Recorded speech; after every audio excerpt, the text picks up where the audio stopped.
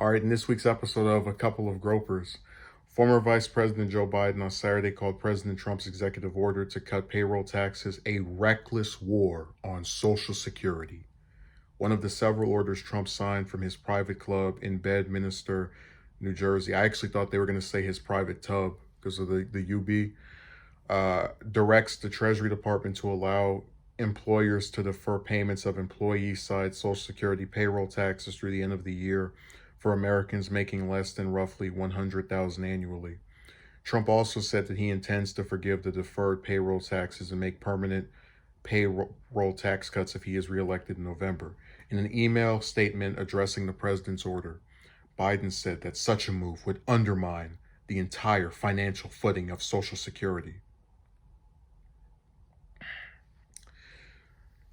The presumptive Democratic nominee, I'm just choking on the irony, said that unlike the 2012 payroll tax plan put forth by the Obama administration, Trump's executive order does not appear to include protections or guarantees that the Social Security Trust Fund will be made whole. He is laying out his roadmap to cutting Social Security, Biden said.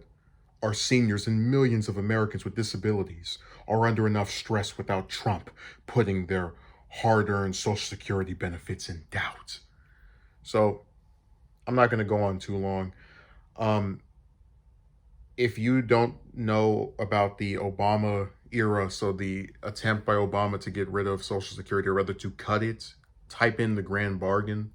It was a deal made by him and Republicans that was unsuccessful, but it was an attempt to cut Social Security. And, Biden, we have speeches of him on the Senate floor, which go back quite a bit, talking about his intent to cut Social Security. So that's why when I read this and I'm watching him, it's like a cartoon. Like, these people actually think we don't have their records on hand. But this is why I said I hate the fact that there's two combinations of things that are going to make this not matter. There's a bunch of people who don't know about his particular positions and why he's a hypocrite, which allows them to look at this statement and go, yeah, I'm with Biden. Trump's not getting my Social Security, yeah. And you have another contingent of people who hate Trump so much that even if you show them the proof that Biden tried to cut Social Security and therefore shouldn't be trusted on this issue either, they say, well, Trump's bad, so I got to get rid of him. I got to vote for the other person. And that's why the two-party system is so awful, because sometimes both candidates will support the same thing and it'll be a detrimental issue, and people will find a way to trick themselves into being okay with that really fatal flaw on that candidate.